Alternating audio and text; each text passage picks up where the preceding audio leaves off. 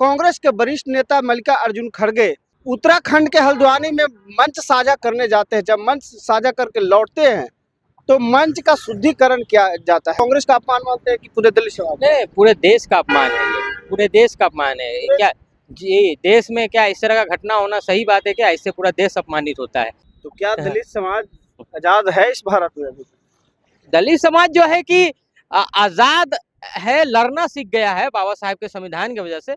जो वैसे लोगों को जो है उनका अंत होने लग गया है, वो बौखलाहट है। आरक्षण का तो मेन आधार यही था कि छुआछूत के आधार, छुआछूत के नजरिया से जिस समाज को देखा जा रहा था, जिनके साथ भेदभाव किया जाता था, उन्हें आरक्षण दिया गया था। अभी भी भेदभाव हो रही है, कुछ लोग आरक्षण का विरोध कर रहे हैं। आजादी के 80 साल पूरे हो गए हैं। पूरे देश में कल आजादी का खुशी मनाया जाएगा, लेकिन 80 साल बीतने के बाद भी दलित के साथ इस प्रकार का घटना सामने आना कितना निंदनीय है। कांग्रेस के वरिष्ठ नेता मल्लिकार्जुन खड़गे उत्तराखंड के हल्द्वानी में मंच साझा करने जाते हैं। जब मंच साझा करके लौटते हैं तो मंच का शुद्धिकरण किया जाता है कुछ हिंदू संगठनों के द्वारा। उसके बाद मल्लिकार्जुन खड़गे राज्यसभा में आवाज उठाते हैं। पूरा देश के दलित आक्रोशित है। अब बात करते हैं, आइए बात करते हैं। समंत प्रधान जी है, बिहार के प्रवक्ता है। कांग्रेस से शुद्धिकरण किया गया है। कांग्रेस के नेता गए थे मल्लिकार्जुन खड़गे जी। अफसोस इस बात का है कि कल हमारा देश आज़ाद हुआ था 15 अगस्त के दिन। कल आज़ादी का दिन है, आजादी का जश्न मनाया जाए। लेकिन हम ये कह सकते हैं आज खुली तौर पे कि अंग्रेजों से तो आज़ाद हुए ही थे, लेकिन इस दिन जो है देश के आतंकवादियों से भी बाबा साहेब ने आज़ादी दिलाई थी। लेकिन उन्हीं को कुछ मानने वाले लोग बच गए हैं, जिनसे लड़ाई आज भी है। और उम्मीद है कि बाबा साहेब के विचारों से, बाबा साहेब के संविधान से उन्हें जल्दी जो है खदेड़ने का काम करेंगे। उनका जो है अंत निश्चित हो चुका है, इसलिए वो जो है इस तरह का घबराए हुए, इस तरह का हरकत कर रहे हैं। और सवाल ये उठता है कि थोड़ा दिन पहले आप देखे होंगे कि आरक्षण पे बात उठी थी।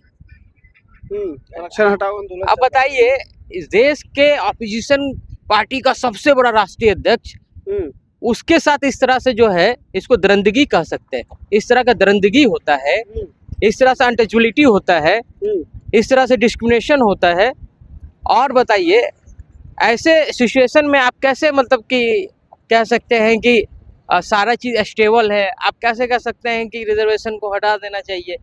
ये तो मतलब वही वाली बात है। रिजर्वेशन का विरोध कर रहे थे, वो लोग आज कहाँ हैं? वो ऑब्वियस सी बात है कि वो रहेंगे ही नहीं।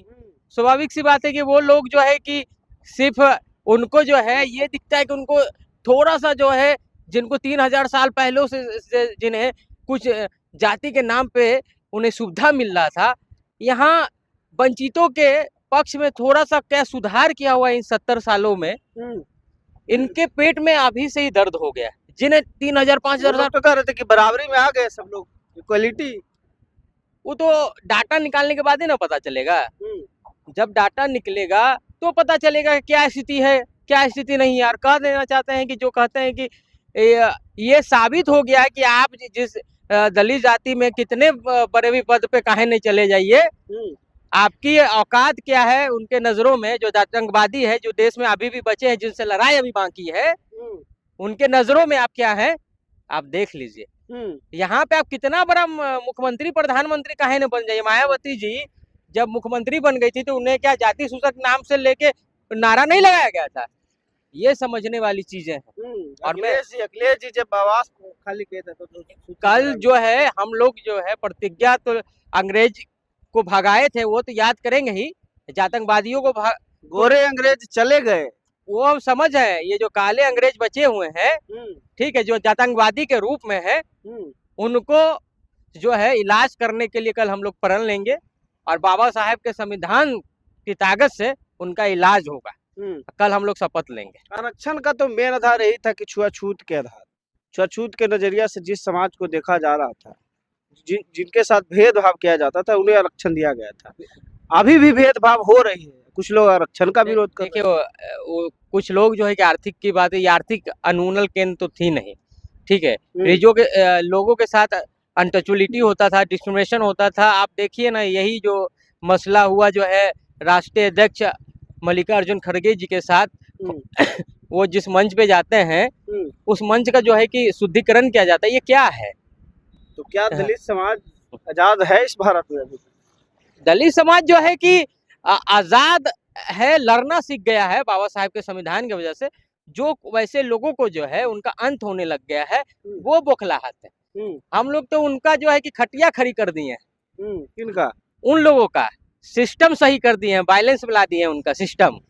और अब जो है बाबा साहेब के संविधान से जो हम लोगों को ताकत मिल रहा है, वो ताकत हम लोग ले रहे हैं, तो उनको दिक्कत हो रहा है। हमेशा हमारे महापुरुषों ने कहा था कि जब तुम मजबूत होने लगोगे तो ऐसे आतंकवादी लोग जो है कि सड़क पे आने का काम ये करेंगे। तो नया चीज नहीं, नहीं तो पहले से होते आ रहा है, बाबा साहब के समय से ही होता आ रहा है। नहीं, वो तो ठीक था, लेकिन आज 80 साल बाबा आजादी के 80 साल भी बाद इस प्रकार का घटना आ रहा है सामने। आप नहीं समझे। बाबा साहब ने क्या कहा था, जो आपको मैंने अधिकार दिया है, उस अधिकार से जब आप मजबूत होने के लगेंगे, उस अधिकार को प्राप्त करके, तो ये लोग जो है आपसे जलने लगेंगे, आपके अधिकार को खत्म करने के लिए सड़कों पे आने लगेंगे।